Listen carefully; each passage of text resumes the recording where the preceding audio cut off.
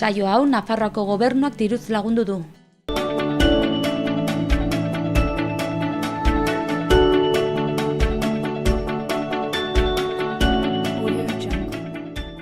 Arratsaldeon eta ongetorriak martxoaren 15-aren egun honetan.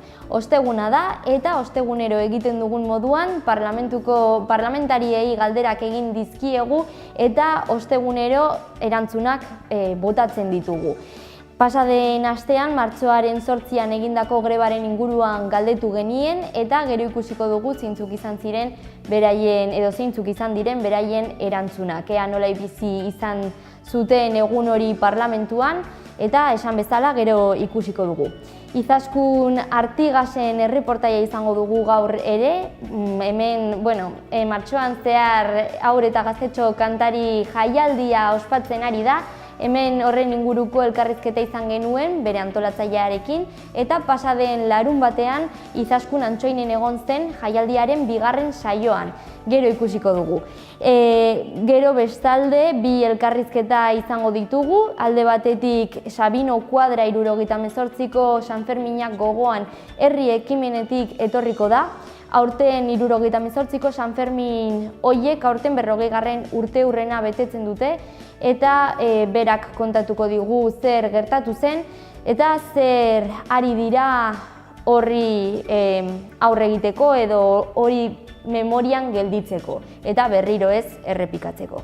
Bigarren elkarrizketan Ane de la Presa izango dugu gurekin, ez da bere lehendabiziko aldia hemen, Euskara Abenturaren inguruan arituko da, Laster martxan jarriko delako, eta lehenengo elkarrizketa hori Euskararen Abenturaren ingurukoa izan genuena ikusi ez baldin bazenuten, gero birgogoratuko dugu zer den, eta esan bezala Laster hasiko da, eta berak xehetasun guztiak emango dizkigu. Beraz, has gaitezen gaurko saioarekin, beti bezala lehendabizikoz efemerideekin.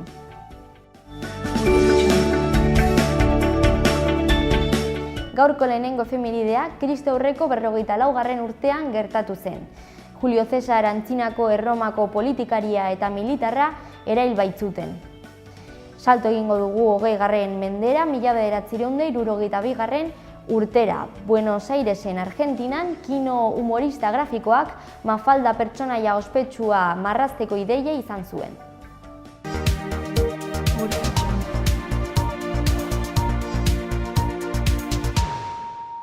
Goazen orain gaurko titular nagusiekin Aitziberren eskutik.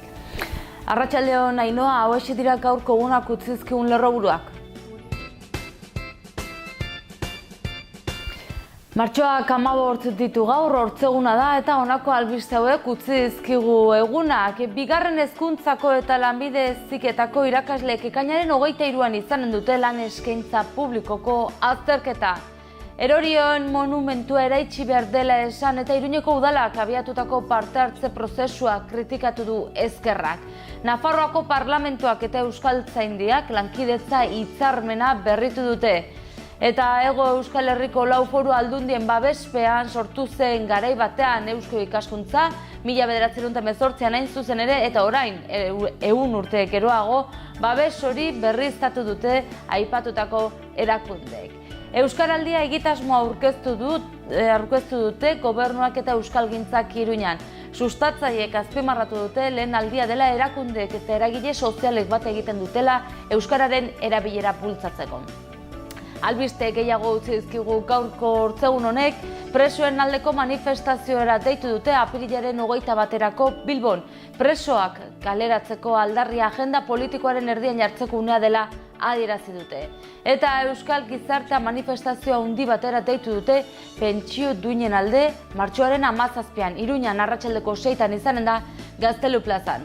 Eta albisteekin bukatzeko lurralde garapenerako eta nazioartekotzerako tresna izanen da turismoa. Gobernuak 2018-2025 turismo plan estrategikoa onartzea erabaki du.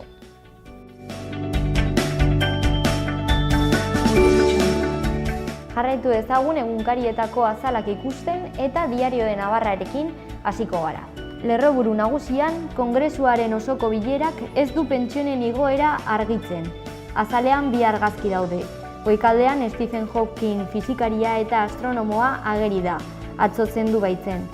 76 urte zituela. Ezkerrean titular hau dago: agur buru miresgarri bati. Beherago beste irudi bat dago eta gizon bat atxilotuta erakusten da. Azpian izenburu hau irakurri daiteke: jihadista bat atxilotuta San Martin Unxen. Diario de Noticias egunkarian: Goikaldean lerroburu nagusian, Gorenak Nafarroako Autonomia Erkidegoko auzitegi nagusia zuzentzen du eta trafikoa antolatzeko eskuduntzak onartzen dizkio Nafarroari. Azaleko irudian, atzo San Martin Unxen gertatutako atxiloketa ikusi daiteke. Azpian hurrengo izenburua dago: jarduteko prest zegoen jihadista bat atxilotu dute San Martin Unxen. Gara egunkariarekin jarraituko dugu. Goian letra lodiz lerroburu nagusia agertzen da. Irakasleen grebak, eskolak eta institutoak geldiarazi ditu Euskal Autonomia Erkidegoan. Beherago azaleko irudian Stephen Hawking ageri da. Titular honek laguntzen du argazkia: unibertsoak Stephen Hawking hartzen du. Goazen orain euskal komunikabideekin eta berria egunkaria ikusiz hasiko gara. Gaurko azalean bi argazki daude. Goikaldean lehenengoan portzentai batzuk agertzen dira eta izenburu honek laguntzen du irudi hori: euskal kulturari kontsumitzaileak falta zaizkio. Eta hor portzentaiak liburu baten ondoan dago bat, beste bat diska baten ondoan, beste bat telebista baten ondoan eta horrelakoak. Bekaldean bigarren irudian Stephen Hawking ere agertzen da, eta izenburu hau agertzen da: dena esplikatzeko zirrara. Atzo zendu zen esan dugun moduan eta horri erreferentzia egiten zaio. Erdialdean gainontzeko edukiak agertzen dira. Lehendabizikoan, Arian atalean, eusko ikaskuntzaren garrantzia berretsi dute 1918an ura sortu zutenek.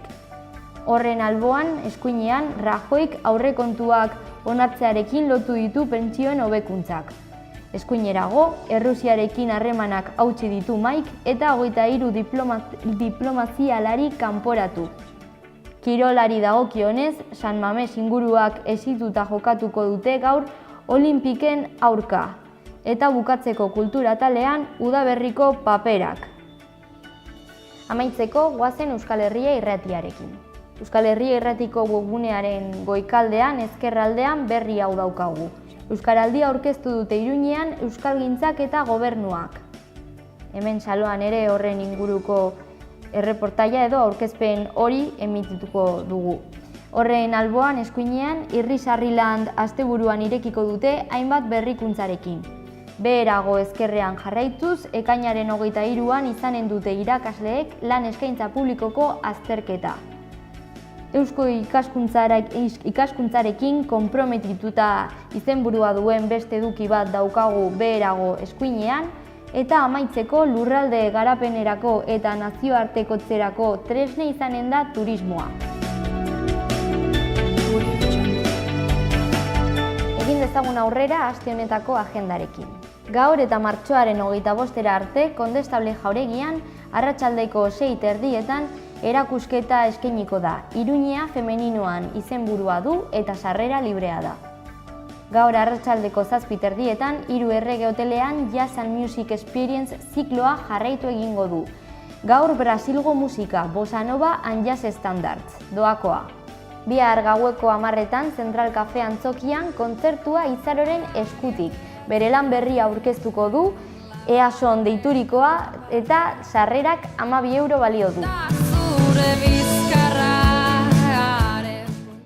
Larunbatean arratsaldeko 6:30 Zentral Cafe antzokian aurrendako ikuskizuna. Petit Popissimo, sarrerak 10 euro balio du. Larunbatean gaueko 9:30 Leña Almono taldeak, omenaldia egiten duenak, kontzertua eskainiko du Zentral Cafe antzokian. Sarrerak 8 euro balio du.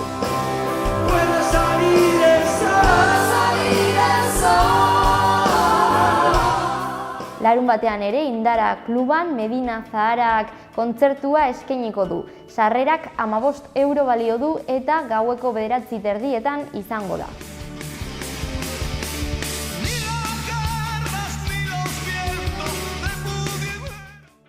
Ordu bat geroago ere larun batean beste kontzertu bat Burlatako Kulturetxean. Plus kontzertua izango da.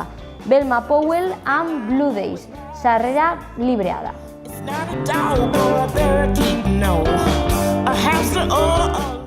Eta bukatzeko igandean arratsaldeko 6etan Burlatako Kulturetxean aurrendako antzerkia. El Fantástico Parque de Martina. Sarrerak 3 euro balio du.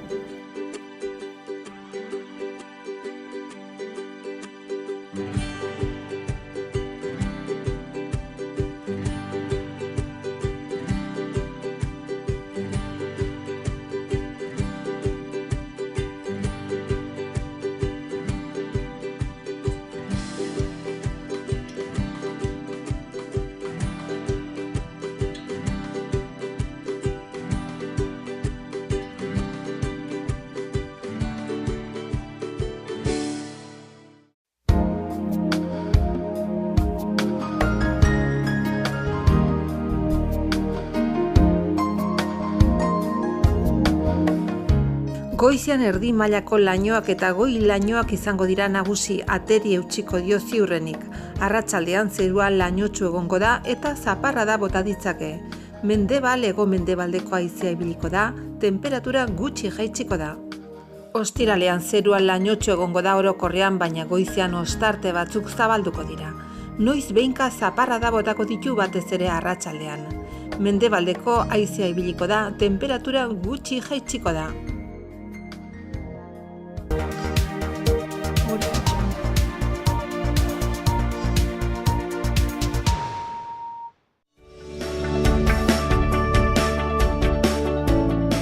Iruin herriko albisteekin hasiko gara orain. Ea ze berri ditugun Oltzako zendean. Oltzako zendeak ere martxoaren 8ko greba feministan pasaden astekoan hartu zuen parte. Izan ere udalak goizeko 11etatik eguerdiko 3 arte planto egin zuen jendaurreko arretarik gabe. Lanaren kontuaren harira udalak 2 lan eskaintzen deialdiak argitaratu ditu. Alde batetik aldi baterako administrari bat kontratatzeko eta bestetik bestalde aldi baterako ere kirol eta kultur instalazioen mantentze lanak burutzeko edo egiteko pertsona bat kontratatzeko. Xehetasun edo informazio guztia Oltzako zendeako udalaren webgunean aurkitu daiteke. Egin dezagun aurrera uharterekin. Babes ofizialeko etxebizitza bat salmentan dago uharteko Perez Goiena kalean. Aparkatzeko plaza bat dauka, 2 logela eta baita trasteleku bat ere. Eskaintza aurkezteko epea 2018 urteko apirilaren 13an bukatuko da. Argibide gehiago izateko udalaren webgunera jo. Larun batean, martxoaren 17an, Uharteko Arte Garaikideko zentroan folklore jaialdia emango da. Atzo elkarrizketa izan genuen honen ingurukoa. Amaiur dantza taldeak 20 urte baino gehiago darama ekitaldi hau antolatzen eta aurten euskal dantza eta kulturari hainbeste ekarpen egin dion Patxi eta konpainiaren 20. urteurrena ospatuko du Patxi Perezen hitzaldi batekin, atzerriko dantzak ikasteko klase batekin eta dantzapiko emanaldi ospetsuarekin. Sarrera librea da.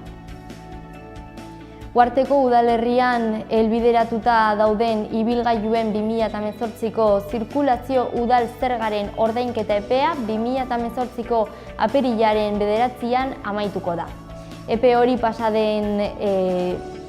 eta hilabete baten epean aipatutako zerga kobratuko da 5% gainkargarekin. Lan deialdia atera du ere Uharteko udalak. Konkretuki ikastetxe publikoan, Tokialai frontoiko komunetan eta aldageletan, kulturetxean eta balioanitzeko espazioko eraikinean garbiketa lanak egiteko eskaintza. Informazio eta xehetasun guztiak udalaren webgunean aurkitu daitezke. Aste Santuko hiri kanpaldietan onartuak izan diren familiek matrikula gauzatu behar dute martxoaren 16 arte, bihar arte.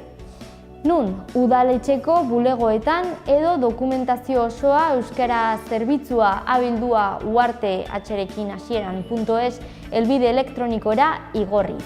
Esan beharra dago euskarazko kanpaldietan oraindik plazak gelditzen direla. Apuntatzeko eta xehetasun guztiak izateko Uharteko udalaren webgunea kontsultatu daiteke. Amaitzeko ea ze berri ditugun Iruña hirian.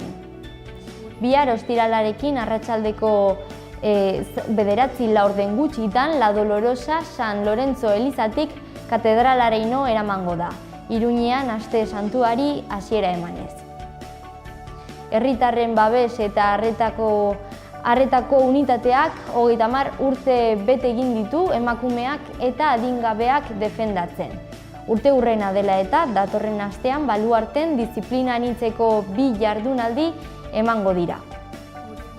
Bestalde, Fitch agentziak A kreditu kalifikazioarekin mantentzen du Iruña hiria.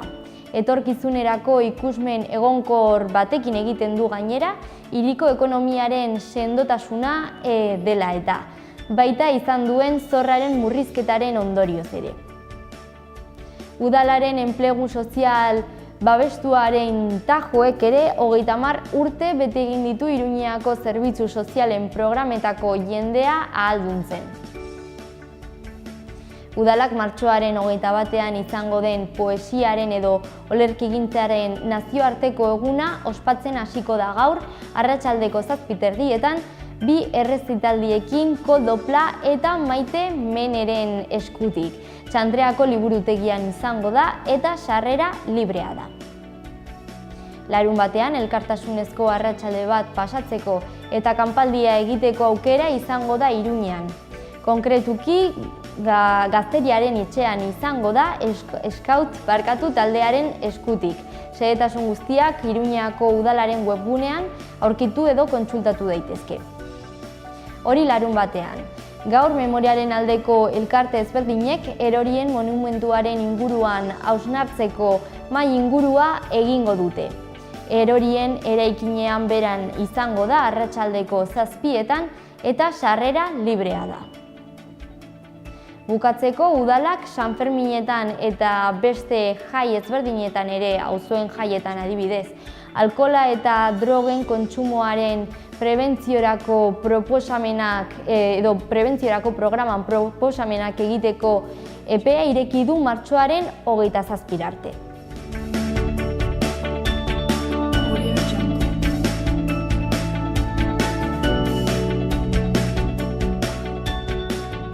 Ea zenolako erantzunak ematen dizkiguten gaur parlamentariek, martxoaren 8an egindako huelga feministaren inguruan galdetu genien eta hauxe da erantzun dutena. Bueno, gure EH Bildurentzat egun historikoa izan zen. Hori, esan behar dugun lehendabiziko gauza da.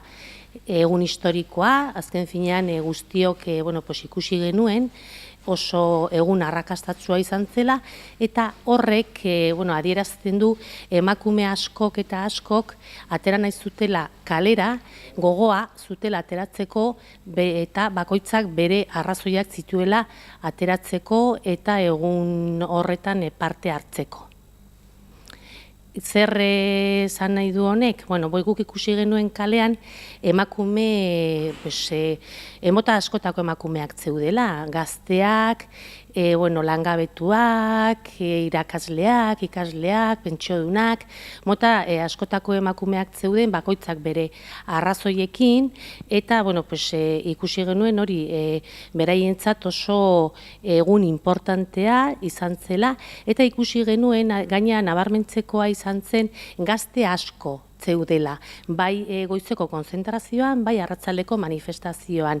Emakume gazte hauentzat ehalduntze aukera izan zen eta gainera aukerak eta eguna ere izan zen. Zergatik esaten dut hori, ikastetxe eta instituto askotan aukera izan zutelako emakumeei buruz eta feminismoari buruz hitz egiteko eta hausnarketa egiteko. Eta guretzat ere hori oso momentu historikoa izan zen eta garrantzitsua oso. Orduan, guk hasieran esan duan bezala, guretzat egun historikoa izan zen, oso garrantzitsua, baina ezin dugu ahaztu edo guk ez dugu nahi behintzat, aldentzea egun hori zio politikoetatik. Azken finean ezin dugu ahaztu injustizia eta ezberdintasunen aurkako eguna dela eta zeintzu horri lotu behar diogu eguna eta pentsatzen dugu hori ezin dela ahaztu noski. Guretako gero egindako zer izan da martxoaren 8. Martxoaren 8 izan da guretako ibilbide luze baten emaitza. Kusi genuen, zer nolako erantzuna izan zen, errebindikazio egun horretan. Uste dugu Nafarroan, bai ere Euskal Herri mailan, bai ere mundu mailan, izugarrizko arrakasta izan duela errebindikazio eguna. Orduan, uste dugu, ibilbide luze bat dela, badira ja urte haunitz, borroka honetan daudela emakume haunitz, talde feminista haunitz, eta halako errebindikazioan, berdintasunaren inguruko errebindikaziona zabaltzen. Nik uste hau dela emaitza bat, gure gizartea uste duela, beharrezkoa dela aldaketa hoi gure gizartean, eta hoi argi ikusi zela martxoaren 8. Ikusi genuen gure karrikak, betetak, jendez betetak, emakumeak eta baita ere gizonak errebindikatzen, berdintasuna gizone eta emakumeen artean.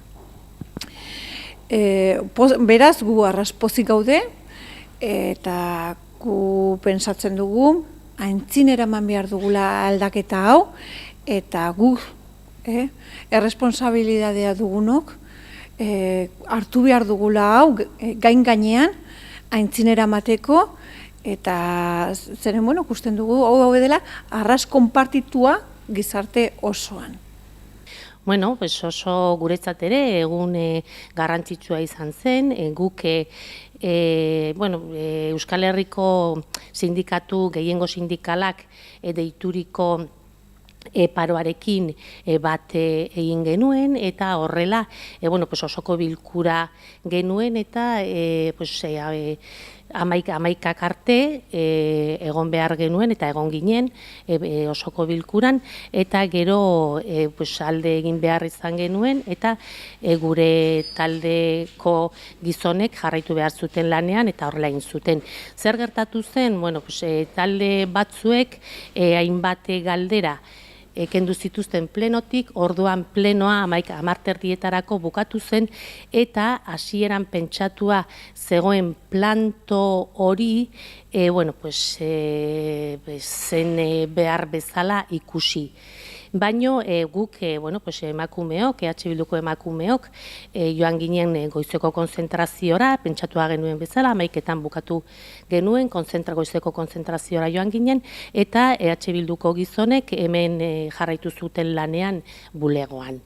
Nola horrela izan zen, konzentraziora joan ginen, parte hartu genuen noski, eta lehen esan duan bezala, ikusi genuen oso arrakastatzua izan zela goizeko konzentrazioa, bai eta arratsaldeko manifestazioa ere. Ni arratsaldean adibidez alabarekin igo nintzen eta bioke parte hartu genuen manifestazio hortan pentsatua genuen bezala, eta oso egun garrantzitsua guztiontzat, dudari gabe.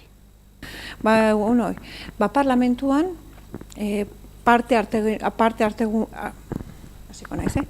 parlamentuan parte hartu genuen errebindikazio ekitaldietan, goizetan eta bai atxaletan. Goizean, 11:00 izan zen hemen elkarterazte bat parlamentu atean, eta hor egon ginen talde guziak, parlamentuko talde guziak, eta baita ere gero izan zen bertze elkarterazte bat 12:00 eta hor egon ginen, Geroabaiko emakumeak eta baita ere Geroabaiko gizonak, eta bai ere atxaldeko ekitaldietan partu arte genuen. Beraz, guretako ere izan zen egun bat errebindikatzeko. Berdintasunak gizonen eta emakumeen artean, edo emakume eta gizonen artean. Bueno, pues orain azken finean eskubideen kontua da, esan nahi dute. Ezberdintasunaren aurka lan egiteak zer esan nahi du, urratsak eman behar ditugula eskubideen alde. Eta hori da guk EH Bildun emango ditugun urratsak. Hau da, azken urte hauetan lan egiten ari garen bezala, berdintasuna bermatzeko eskubideak bermatu behar dira. Eskubideak eta zerbitzu publikoak zergatik. Guztiondako gizarte justu baten alde lan egin behar dugu, berdintasunaren alde lan egin nahi baldin badugu.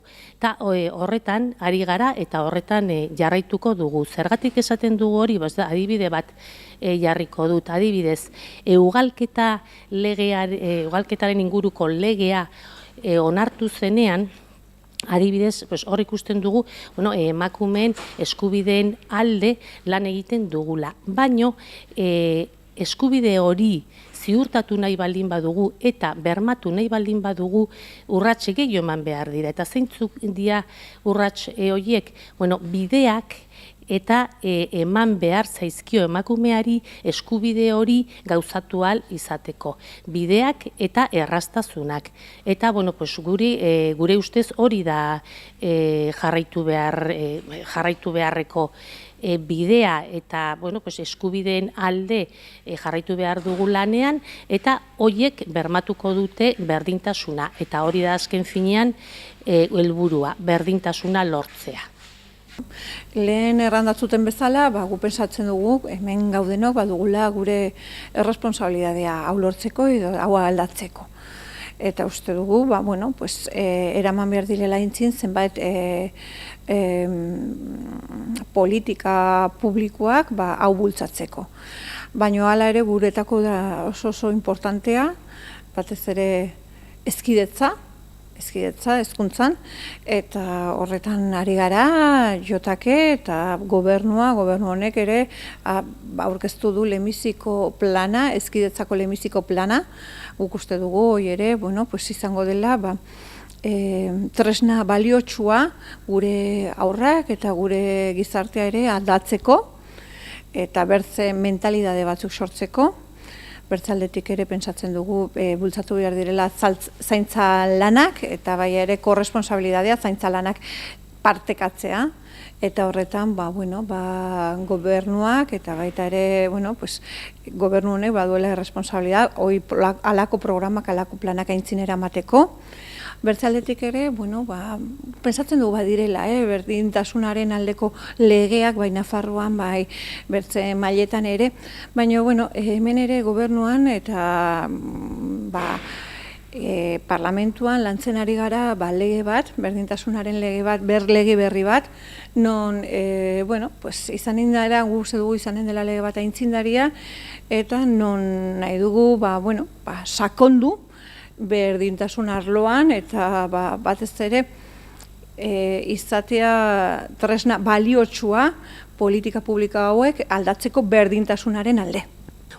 Aste honetan aukeratu dugun gaia, hauze da, jakingo duzuen bezala, UPNek lege proposamena aurkeztu du, oposaketetan funtzio publikoan sartu ahal izateko, zebat eskatu nahi dutela maistrei funtzio publikoan sartzeko. Orduan guk EH Bilduk mozio bat aurkeztu dugu horren kontra, pentsatzen dugulako hori bidegabekeria dela eta hankasartze handia azken finean, ingelesa eskatzea hemen lan egin ahal izateko eta funtzio publikoan lan egin ahal izateko, hizkuntza atzerritarra azken finean bidegabekeria eta oso zentzugabekeria iruditzen zaigu. Orduan, mozio hori aurkeztu dugu, defendatuko dugu, eta ikusten dugu neurri horrek gainera kalte handia egingo diela gaur egun plaza duten gainera ikasle askori ere bai. Ez bakarrik funtzio publikoan sartu nahi duten irakasle berriei, baizik eta lanean aritu diren irakasle askori ere zergatik. Hori onartzen balin bada, irakasle asko ere geldituko dira karga lektiborik gabe eta uko egin beharko diote beraien plazari eta joan beharko dute beste toki batera lan egitera, auskalo nora eta auskalo zenbat denborarako. Orduan bidegabekeria eta gainera langile askoren eskubideen kontra jotzea izango litzatekeela iruditzen zaigu. Gai honekin lotuta, joan den astean ere, eman zen sari bat, berdina saria. Non saritzen den, berdintasunaren alde egin duten lana pertsonei edo erakundei.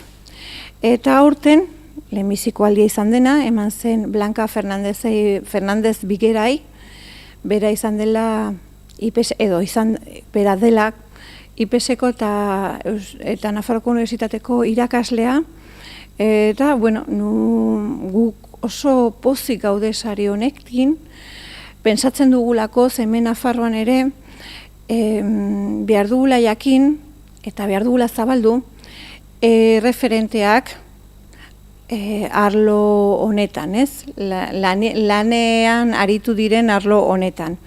Eta pentsatzen dugulako ekitaldiak, halako sariak, hoi zabaltzen dutela, ez? Gure gizartean, erreferenteak izatea eta hoi ere premiatzea. Beraz, pozik gelditu ginen sariarekin eta pentsatzen dugu hemendik aintzin urtero izango direla halako sariak.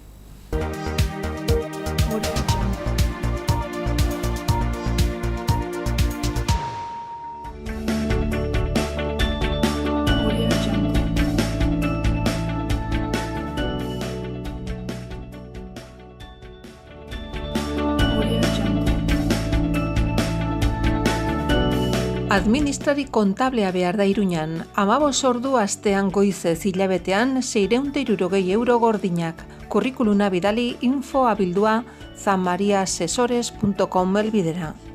Matematika, fisika, kimika irakaslea behar da Sarrigurenen astean 18 ordu terdi astelenetik ostegunera. Interesatua bidali kurrikulunak info@akademialemon.es helbidera. Bezeroen arreta lanetarako 2 langile behar dira Leroy Merlinen astelenetik ostiralera astean 30 ordu, urteko soldata 14.700 euro. Interesatua bidali kurrikulunak sara.olasagarre@leroymerlin.es helbidera. Osasun larrialdi zerbitzu lanetarako 2 langile behar dira lanaldi erdian asteburuetan Iruñan. Kurrikuluna bidali info@dianavarra.es helbidera. Altzari muntaketarako langile autonomoa behar da arren. Kurrikuluna bidali info@endiconsulting.com helbidera. Erronkariko udalak idazkari kontu hartzailea kontratatuko du. Lanaren oinarriak Erronkariko udalean edo Agoitzeko enplegu bulegoan. Eskaerak aurkeztu behar dira martxoaren 6 baino lehen. 0-3 urte arteko aurrekin lan egiteko hezitzailea behar da Uharten lanaldi osorako goizez eta arratsaldez. Kurrikuluna bidali zuennosuarte@gmail.com helbidera. 0-3 urte arteko aurren zentroan garbiketa lanetarako persona behar da. Lanaldi erdian goizez edo arratsaldez. Kurrikuluna bidali zuennosuarte@gmail.com helbidera. Eraikuntza enpresa batek administraria behar du Iruñan lanaldi osorako kurrikuluna bidali reformasiru.sl@gmail.com helbidera. Sukalde laguntzailea behar da Barainainen ostegunetik igandera bitarte. Kurrikuluna bidali sukaldaria@baranain@gmail.com helbidera. Langile kudeaketarako administraria behar da lanaldi osorako ordutegia goizeko 8 ordubitara eta arratsaldez 3 5 eta 4 kurrikuluna bidali recursosumanos@uagn.es helbidera. Adin txikiko umeekin lan egiteko psikologo klinikoa behar da Iruñan, lanaldi osorako, ordutegia goizeko 7:30 3:00. Kurrikuluna bidali selekzion personal 4077@gmail.com helbidera. Xaloa telebistako merkatu txikian lan eskariak edo eskaintzak egin nahi badituzu bidali mezua lanpolsa.xaloa@gmail.com helbidera.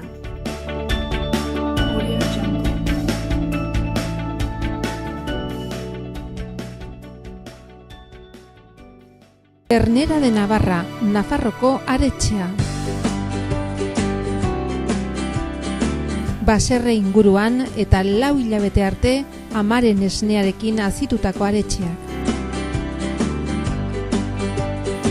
Goi mailako haragia, berme sanitario osokoa. Zure mailan Nafarroko aretxea, Ternera de Navarra, geurea. Beti teknologi berriaren aldeko apostu eginez. Bere kalitatean efikazia areagotuz eta betiko sukalde ekonomikaren goxotasuna mantenduz. Aukera handia ekonomiketan. Etxea egongela goxo eduki nahi baduzu, bizita gaitzazu peletak lurreko suak, erakusketa zabala, Menditxuri Donestebe.